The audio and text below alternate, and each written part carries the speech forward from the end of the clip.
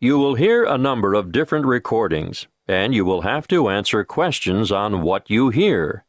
There will be time for you to read the instructions and questions, and you will have a chance to check your work. All the recordings will be played once only. The test is in 4 sections. At the end of the test, you will be given 10 minutes to transfer your answers to an answer sheet. Now turn to Section 1. Section 1. You will hear a conversation between an officer of the Small Claims Tribunal and a consumer who wants to make a claim. First, you have some time to look at questions 1 to 6.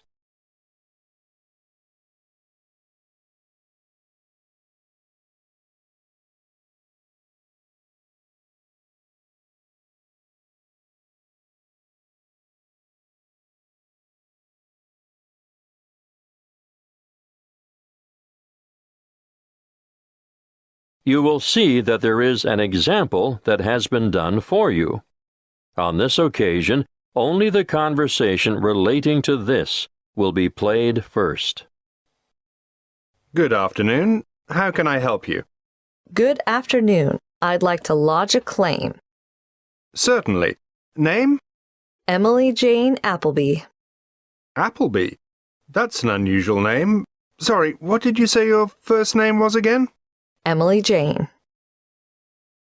The woman gave her first name as Emily Jane, so Emily Jane has been written in the space. Now we shall begin. You should answer the questions as you listen, because you will not hear the recording a second time. Listen carefully and answer questions 1 to 6. Good afternoon. How can I help you? Good afternoon. I'd like to lodge a claim. Certainly. Name? Emily Jane Appleby. Appleby. That's an unusual name. Sorry, what did you say your first name was again? Emily Jane. Now, Miss Appleton, could you please fill in this claim form? I've never done that before. Can you help me? Yes, of course. The first part is for the claimant's details. Where do you live? At 1 Uranga Street, Durham. How do you spell Durham? Durham. Of course, I should know that.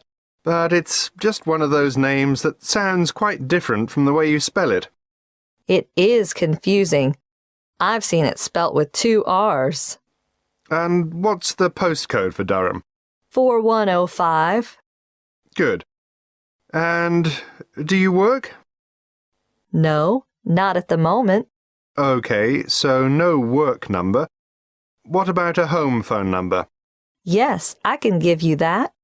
It's 7848-3762. 7848? 3762. Right. Now, this part here is for the respondent's details. Who's the respondent?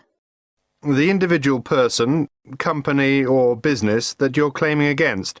Is the claim against a landlord, tenant, trader, or driver? Well, it's a company that sells home appliances.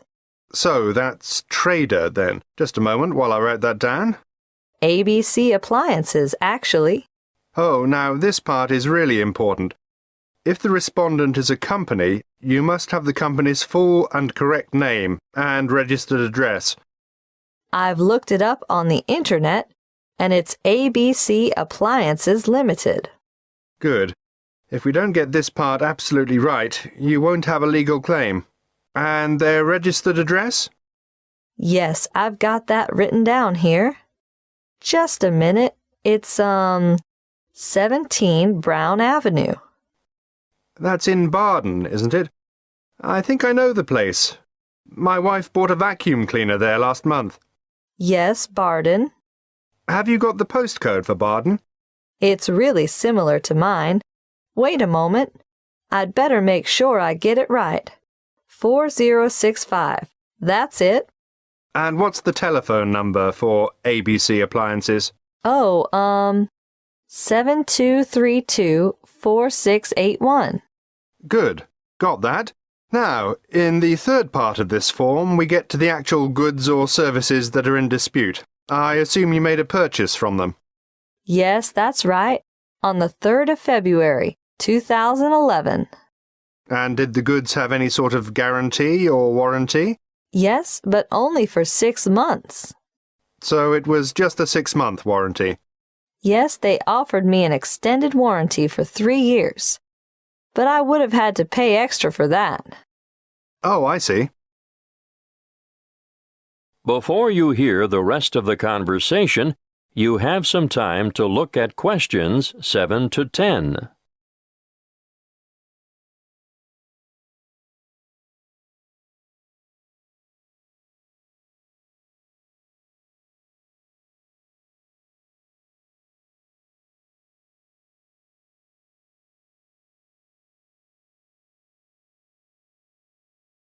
Now listen and answer questions 7 to 10.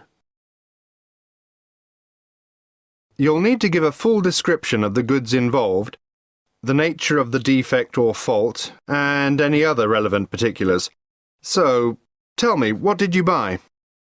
I bought a washing machine. Yes, but what brand, model, and serial number? The brand name was Mallard, and it was the Whisper model. Serial number, just a moment. I've got the warranty papers in my bag. Yes, here it is. Serial number XY303. Great. Now I need to know how much you agreed to pay. It cost £1,000. Did you trade in your old machine? Yes, as a matter of fact, I did. Okay. Now, what were you given for the trade-in? £250. So, in actual fact, the purchase price you agreed on was £750. That's right. And they delivered the goods 2 days later, on the 5th of March, and picked up the trade-in at the same time. Now, think carefully about this next question.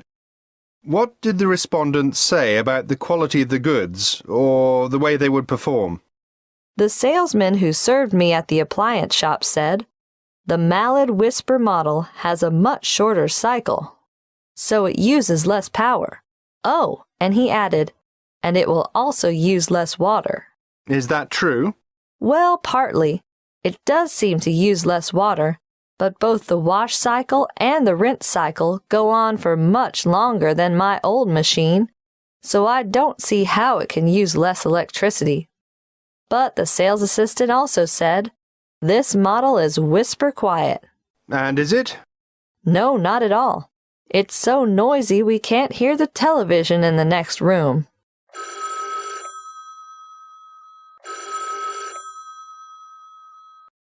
Excuse me, I have to answer that.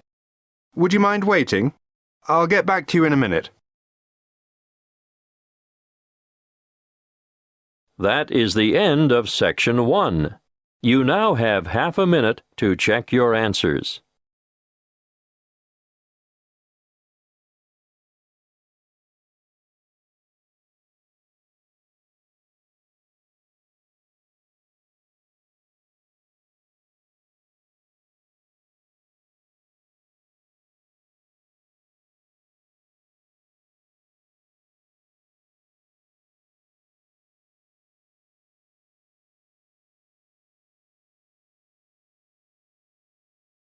Now turn to Section 2. Section 2. You will hear a representative from Dreamtime Tours giving information about a particular tour option. First, you have some time to look at questions 11 to 14.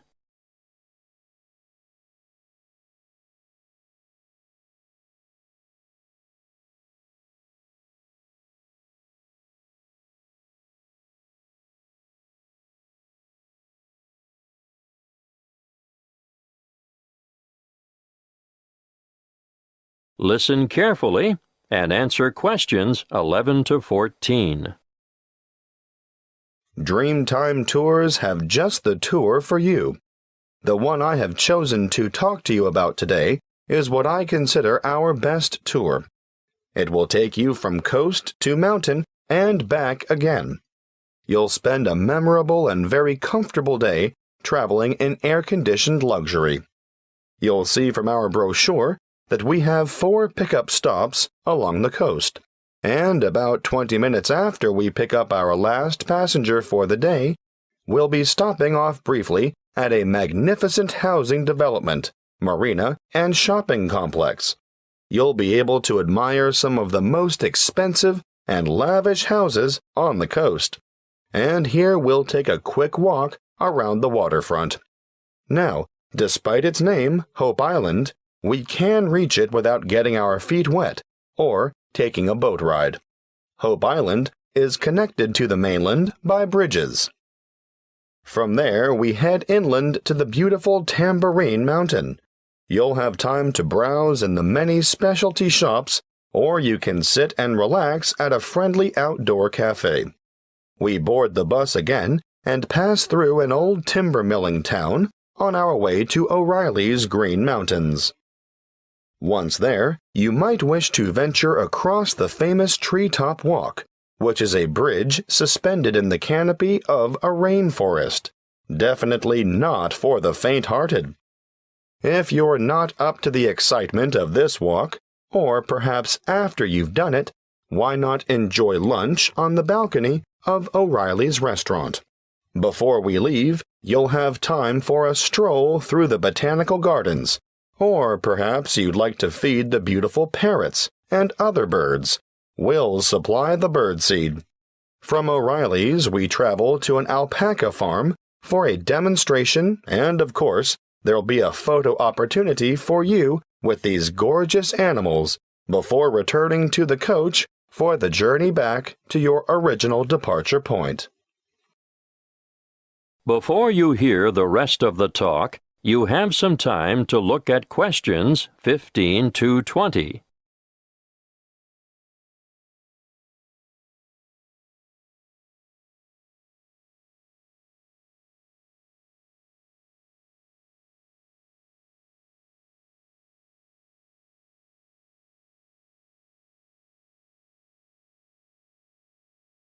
Now listen and answer questions 15 to 20.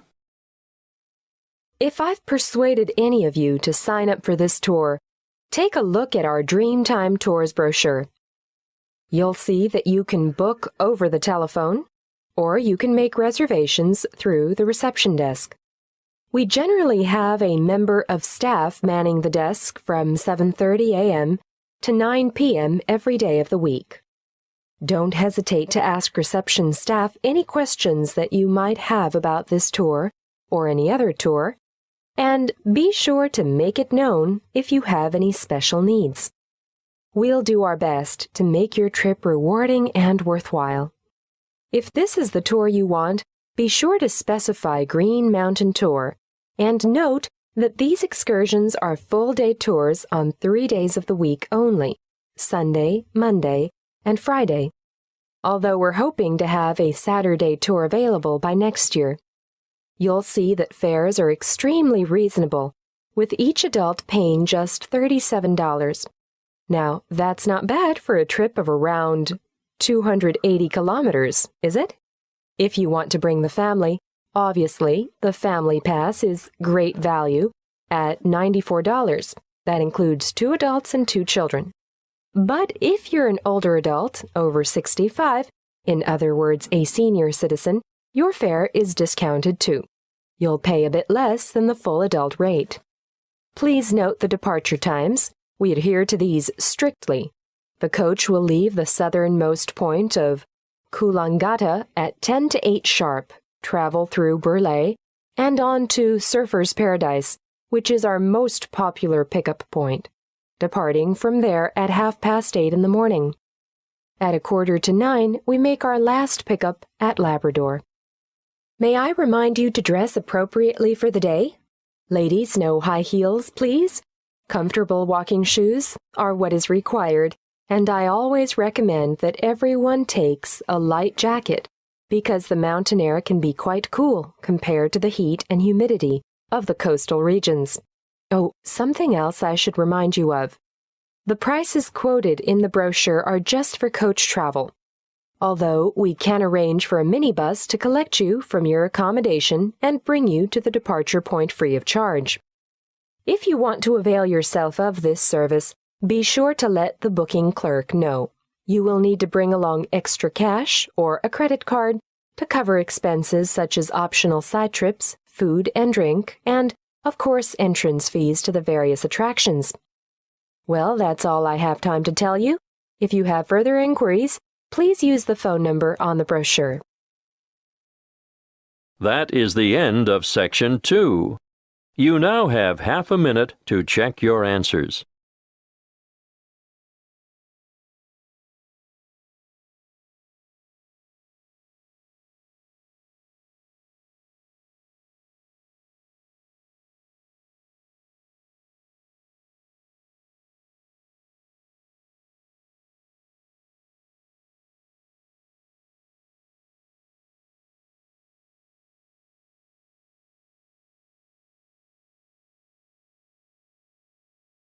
Now, turn to Section 3. Section 3. You will hear a conversation between two training college students and their liaison officer who is enrolling them in a volunteer program which provides English language support in a local secondary school. First, you have some time to look at questions 21 to 25.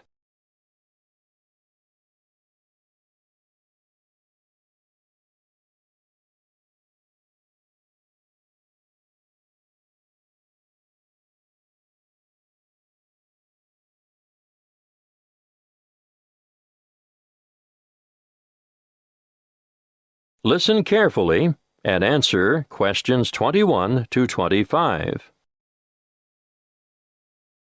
Come in and sit down, Lester. Sharon, I can see you're keen to know more. To start with, I'd just like to say that we value volunteers highly and recognize their importance and assistance in the provision of quality education. Thank you. We're looking forward to helping out. But what exactly can we do? Volunteers can undertake a range of tasks. In general, they enrich the English language program and complement the contributions of salaried staff members. Yes, but what would we do specifically? Oh, a variety of tasks. For instance, you can tutor individual students in reading. I thought that might be the case. But you can also help students edit their written responses. Great. Is that also a one-on-one activity? Oh, yes, definitely. But volunteers are also called on to assist in designated classes. And what exactly would we do there? Well, it depends on the class, of course, but usually you take on the role of an assistant. A teacher's assistant. Yes, that's it. Sounds like fun and good preparation for our own careers. Then, an enormous area of assistance is developing students' organizational skills. Yes, I can imagine that's why some of them are struggling in the first place. There's also the special needs unit. They always need volunteers there. But we have no training in special needs. That's not necessary. These students just really appreciate having any extra attention. Sometimes help with the simplest things, like holding a pen correctly. Well, that's something all able-bodied students should learn. I've noticed some of the strangest pen grips amongst my peers, and I'm sure they must end up with sore hand or shoulder muscles at the end of the day. Yes, I'm sure you're right. The other task I'd like you two to help out with is encouraging and improving the students' work ethic. Oh, I can't imagine that'll be easy. No, but it is important, and I can give you some training in that field. That'll be good. I should also point out that you'll be working alongside quality teachers at times who are not only caring role models, but excellent motivators. Well, we should learn a lot from them. Yes, the teachers you'll be assigned to are innovative and very responsive to the different needs of individual students. If that's true, they must be adept at a variety of teaching styles. Quite right. You know, part of my mission is to forge close partnerships between experienced teachers and trainees like yourselves. As far as I can see, everyone has something to gain from the exchange of information and skills, not just the students you're helping. Before you hear the rest of the conversation, you have some time to look at questions 26 to 30.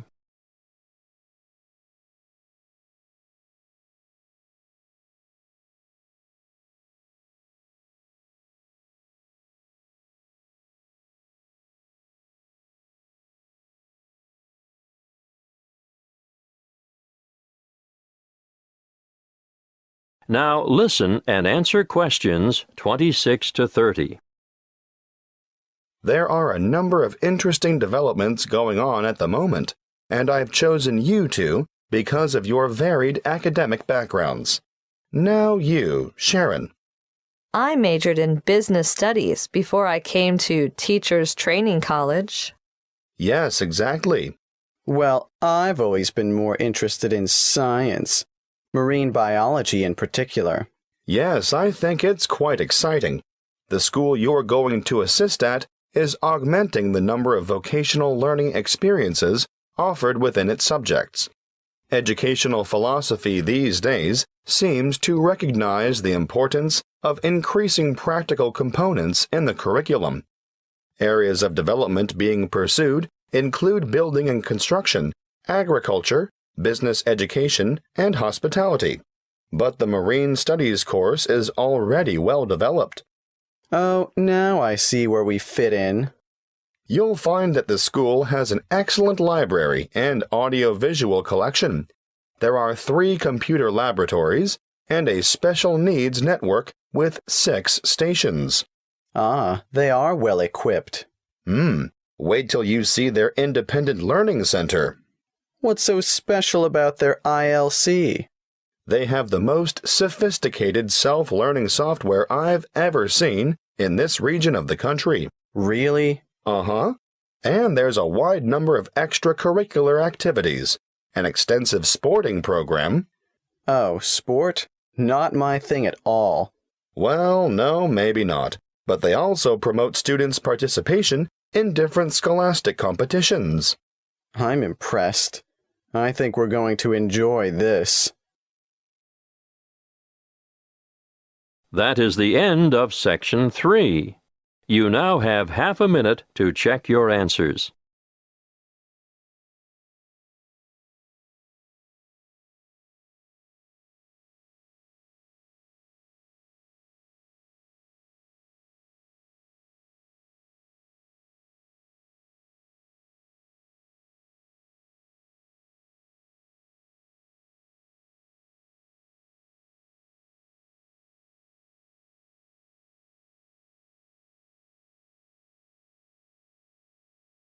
Now turn to Section 4. Section 4. You will hear a talk by a health studies lecturer on anxiety. First, you have some time to look at questions 31 to 40.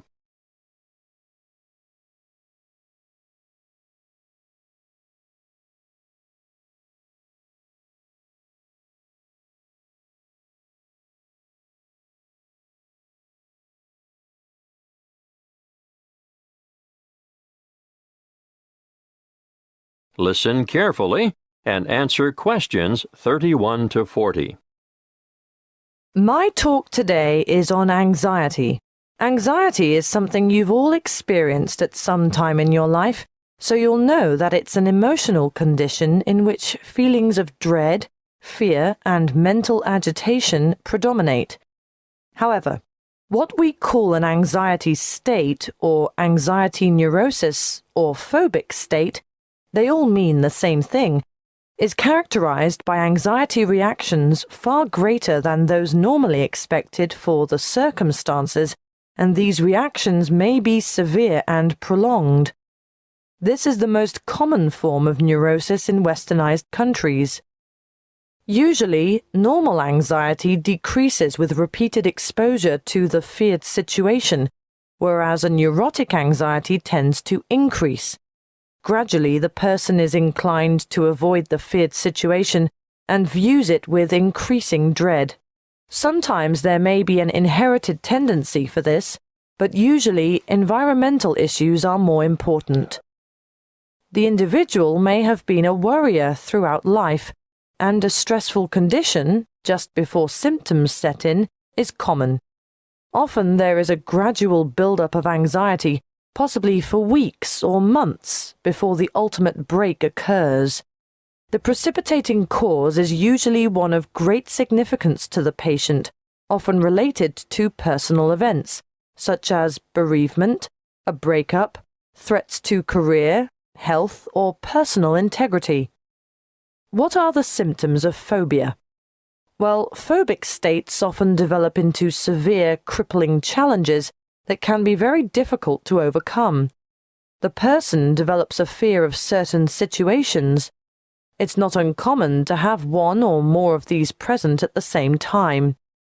I'm going to name some frequent phobias and give you a description of their symptoms. Let's start with agoraphobia, which is when the person has an intense anxiety about venturing outside the safety of the normal home surroundings. It may be impossible for this person to ever go out alone. Their fear of public or open spaces is completely irrational, and they often end up leading very secluded lives. Claustrophobia, on the other hand, is a morbid fear of closed-in areas or places. If you see me taking the stairs instead of the lift, think about it. Am I trying to get more exercise, or am I trying to avoid the confined interior of the lift? And I'm sure you all know people who are afraid of flying. Sometimes it's the fear of being enclosed in the aeroplane itself, and you can imagine how the cramped confines of airline toilets are really bad news for these sufferers. Now I'll move on to discuss social phobia, which, believe it or not, is more common in men. It's an acute anxiety that develops when they are in the presence of others. They feel self-conscious, apprehensive, and embarrassed. If attention, real or imagined, is focused on the sufferer, he becomes uneasy and may blush, stammer, or stutter. Some sufferers even develop tremors, shaking or trembling movements of a part or parts of the body. Or another very common sign of their extreme discomfort is that they perspire profusely on their palms, under their arms, or on their feet. That brings me to the last one that I want to mention today, and that is single phobia. And no, it's not a fear of lifelong bachelorhood. This one is actually precipitated by an acute aversion to dogs, cats, spiders. You may have heard of the term arachnophobia. Well, it applies specifically to spiders, but any single thing can basically cause a strong aversion. Snakes, frogs, mice, or rats, for instance. I can assure you the list is unlimited. You name it, and someone is sure to have a phobia about it. Some people are terrified of the dark, for example, and I'm not talking about young children here. You'd be surprised how many adults are afflicted in this way. Well, I see our time is up. Next week I'll go into some of the treatments and therapies for phobias that have been used over the ages, and some of the relatively new drugs that have recently come on the scene.